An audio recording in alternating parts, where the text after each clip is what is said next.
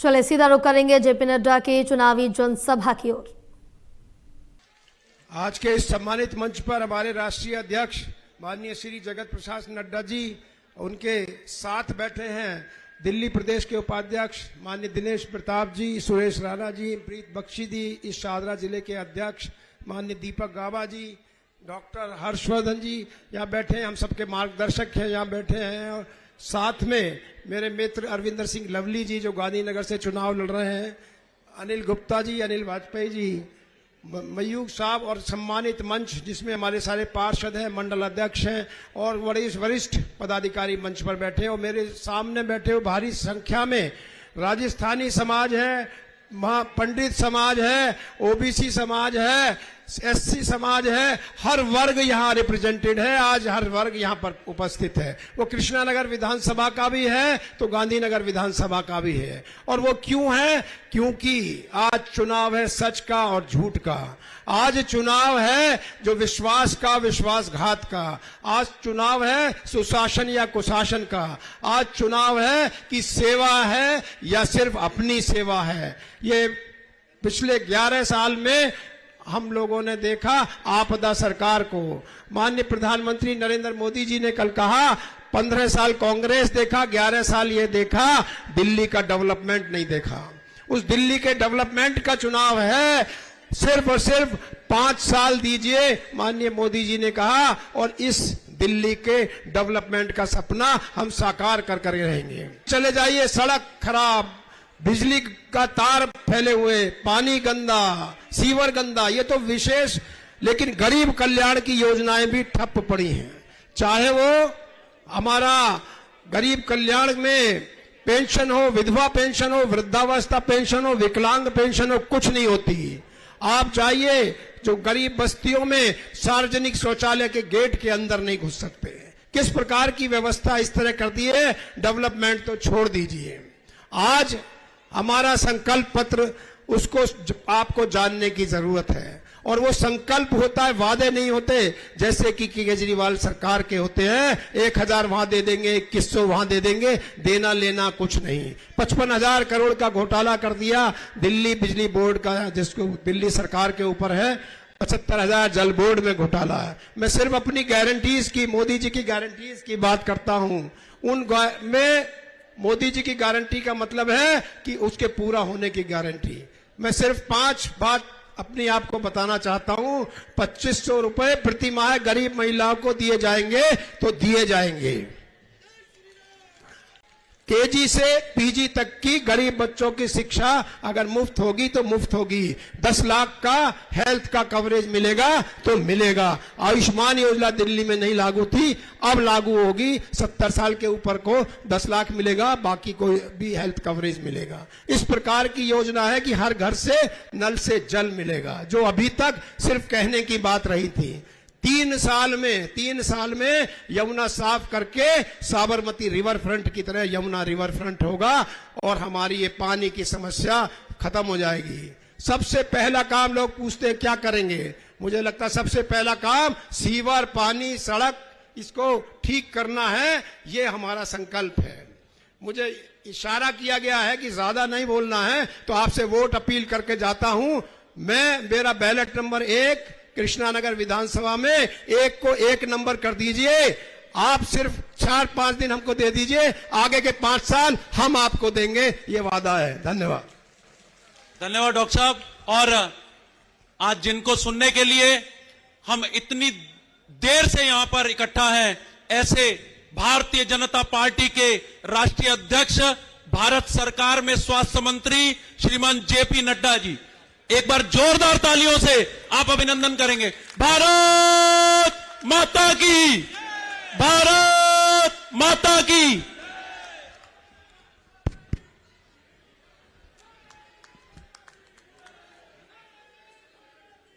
बोलिए भारत माता की। भाई ये आवाज नहीं है। बोलिए भारत माता की, भारत माता की, भारत माता की। आज के इस चुनावी सभा में मंच पर उपस्थित हमारे कृष्णानगर के लोकप्रिय प्रत्याशी डॉक्टर अनिल गोयल जी, हमारे प्रिय मित्र और हमारे गांधीनगर के प्रत्याशी श्री अरविंदर सिंह लवली जी, हमारे पूर्व सांसद और भारत सरकार में पूर्व मंत्री मेरे वरिष्ठ मित्र सम्माननीय डॉक्टर हर्षवर्धन जी, हमारे उपाध्यक्ष श्री दिनेश प्रताप जी, हमारे उत्तर प्रदेश के पूर्व मंत्री और मेरे वरिष्ठ साथी श्री सुरेश राणा जी, हमारे अनिल वाजपेयी जी, निवर्तमान विधायक गांधीनगर, और हमारे वरिष्ठ साथी श्री बख्शी जी, प्रदेश के मंत्री, दीपक गाबा जी, जिला के अध्यक्ष, यहां मंच पर विराजमान सभी सम्मानित सज्जन वृंद, पार्टी के वरिष्ठ पदाधिकारी और इतनी बड़ी संख्या में आए हुए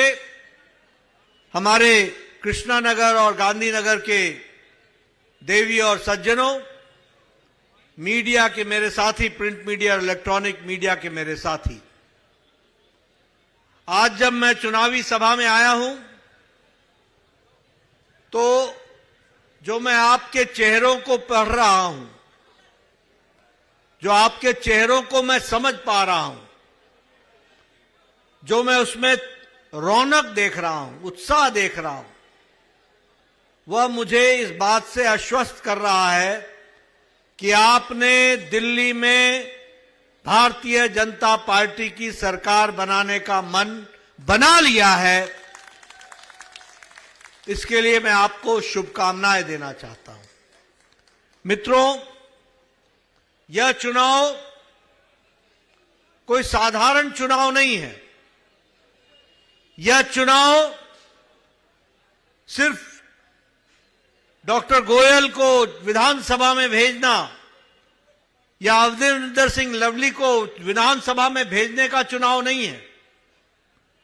यह चुनाव इनके माध्यम से दिल्ली की तकदीर और तस्वीर बदलने का चुनाव है। यह चुनाव जो आप आम आदमी पार्टी, जिसे आप आपके नाम से जानते थे, जो आपदा बन गई, इस आपदा से मुक्ति पाने का चुनाव है।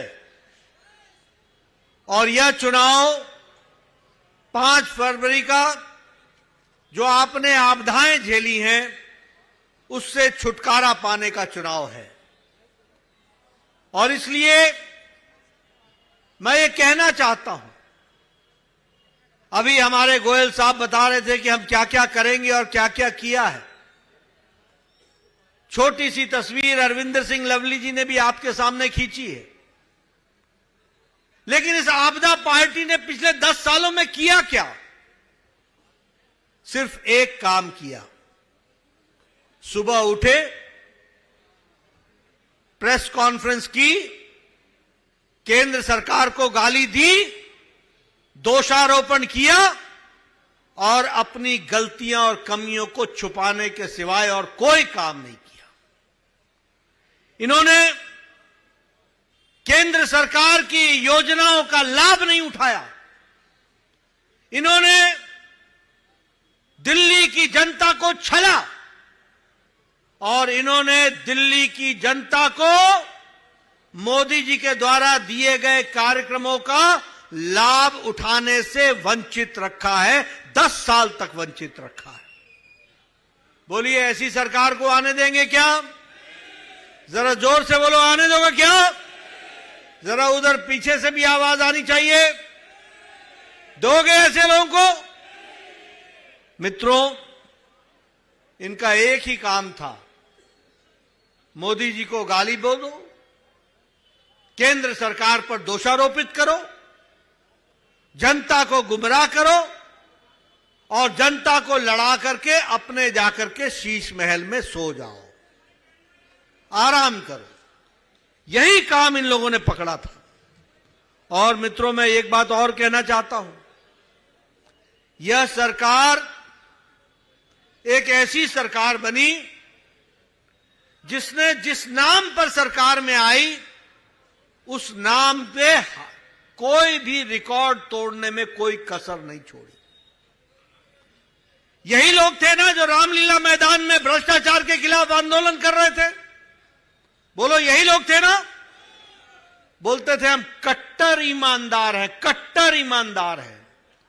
ये ऐसे कट्टर बेईमान निकले और ऐसी कट्टर बेईमान सरकार निकली जिसके मुख्यमंत्री, उप मुख्यमंत्री, उनके मंत्री और उनके 5 विधायक जेल की हवा खा करके आए, जेल की हवा खा करके आए।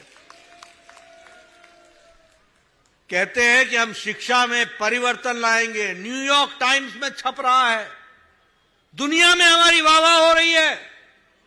शिक्षा छोड़ करके 2800 करोड़ रुपए के शराब के घोटाले में पड़ गए। 2800 करोड़ रुपए का शराब का घोटाला किया।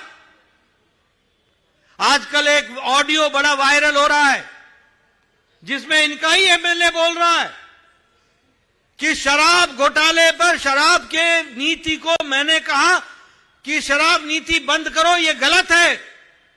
तो मनीष सिसोदिया ने कहा तेरे को नहीं मालूम, हमें अन्य प्रदेशों में भी चुनाव लड़ना है, हमको पैसे कमाने हैं, इसलिए शराब नीति चालू रहेगी। और 2800 करोड़ रुपए का घोटाला कर दिया। मित्रों, उसी तरीके से अभी चर्चा हो रही थी कि हम आपके हर घर नल, हर घर जल पहुंचाएंगे। इन्होंने जल बोर्ड